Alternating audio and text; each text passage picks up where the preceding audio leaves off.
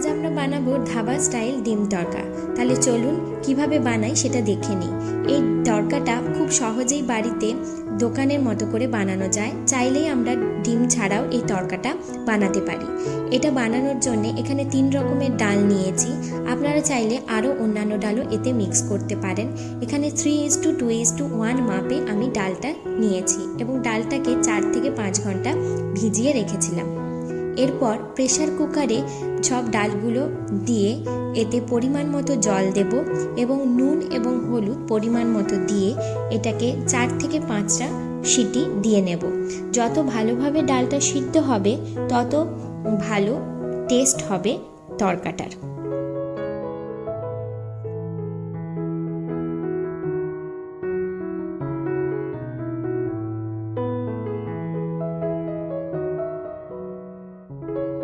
ডালটা সিদ্ধ হতে হতে আমরা দেখে নেই আমাদের কি কি সবজি লাগছে। এখানে 2টো টমেটো আলাদা আলাদা করে কেটে রেখেছি, একটা বড় সাইজের পেঁয়াজ আর আদা কুচি আর লঙ্কা কুচি। আপনারা ঝালটা আপনাদের পরিমাণ মতো নেবেন। 2টো ডিম নিয়েছি আর গোটা জিরে নিয়েছি। এবার চলুন ডালটা কতটা সিদ্ধ হয়েছে দেখে নিই। ডালটা এই রকমই সিদ্ধ করতে হবে, এর থেকে বেশিও নয় আবার এর থেকে কমও নয়। এরপর একটা কড়া বসিয়ে কড়াতে আমি এখানে সর্ষের তেল নিয়েছি। আপনারা চাইলে রিফাইন তেল বা সাদা তেলও নিতে পারেন।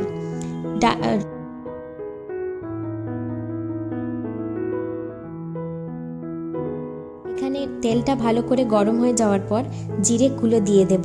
গোটা জিরেটা দিয়ে ভালো করে জিরেটাকে ভেজে নিতে হবে।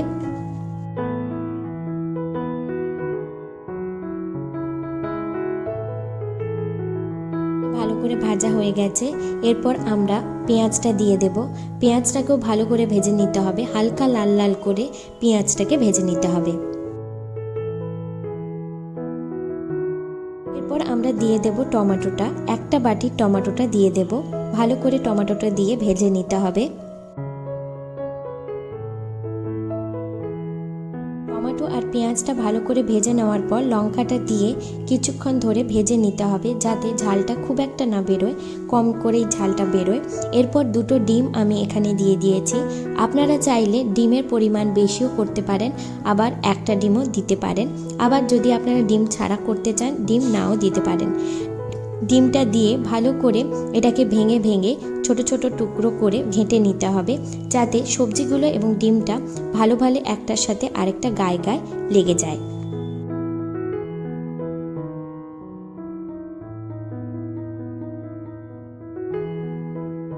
এখানে আমরা পরিমাণ মতো নুন দিয়ে দেব ডিমটাতে।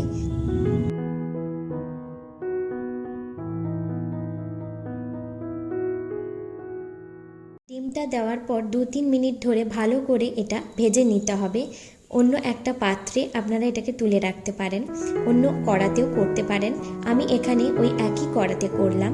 এখানে প্রথমে আবার সর্ষের তেল দিয়ে দিলাম। সর্ষের তেলটা ভালো করে গরম হয়ে যাওয়ার পর এতে আগে থেকে কেটে রাখা আদা কুচিটা দিয়ে দেব।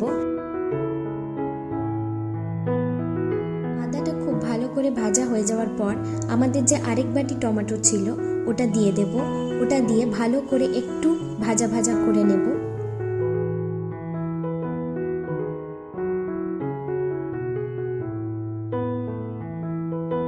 আদা আর টমেটোটা ভালো করে ভাজা হয়ে যাওয়ার পর আমরা আগে থেকে সিদ্ধ করে রাখা ডালটা দিয়ে দেব। ডালটা দিয়ে ভালো করে ডালটাকে কিছুক্ষণ ফুটতে দেব।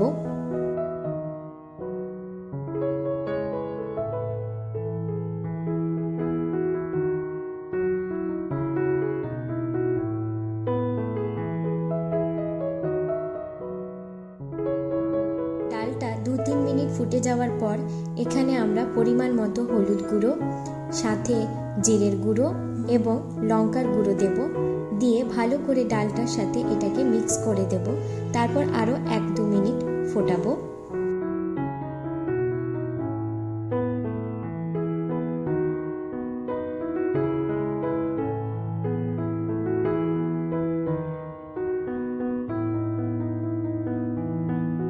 ডালটা কিছুক্ষণ ফুটে যাওয়ার পর এতে আমরা মিট মশলা দেব পরিমাণ মতো, আর কাশ্মীরি লঙ্কা গুঁড়ো দেব।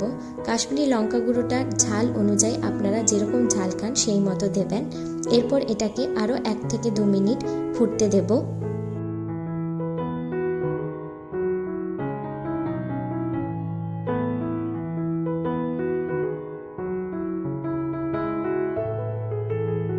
এরপর আমরা তরকার মশলাটা দিয়ে দেব। আপনারা তরকার মশলাটা পরিমাণ মতনই দেবেন। দিয়ে ভালো করে এটাকে 1 থেকে 2 মিনিট ফুটিয়ে নেব।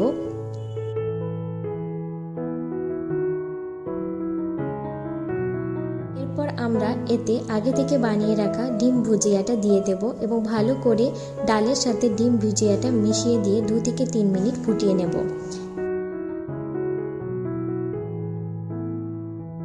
এরপর আমরা এতে 1 টুকরো বাটার দিয়ে দেব, যেটা ধাবা স্টাইল তরকার একটা টিপস বলতে পারেন।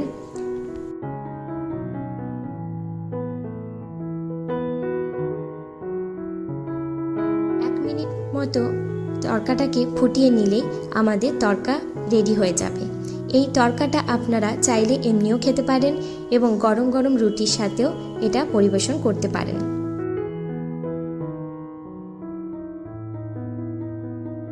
এই রেসিপিটা আপনারা বাড়িতে বানিয়ে দেখবেন। আশা করছি আপনাদের ভালো লাগবে। আপনাদের যদি কোথাও কোনো বুঝতে অসুবিধে হয় প্লিজ কমেন্টে জানাবেন, আমি আপনাদের রিপ্লাই করব এবং আপনাদের কেমন লাগলো সেটাও কমেন্টের মাধ্যমে জানাতে ভুলবেন না। আমি পারমিতা, আপনারা দেখছেন পারোর রান্নাঘর। আপনারা ভালো থাকবেন, সুস্থ থাকবেন এবং ভালো ভালো খাবার বানাতে থাকবেন, খেতে থাকবেন। বাই।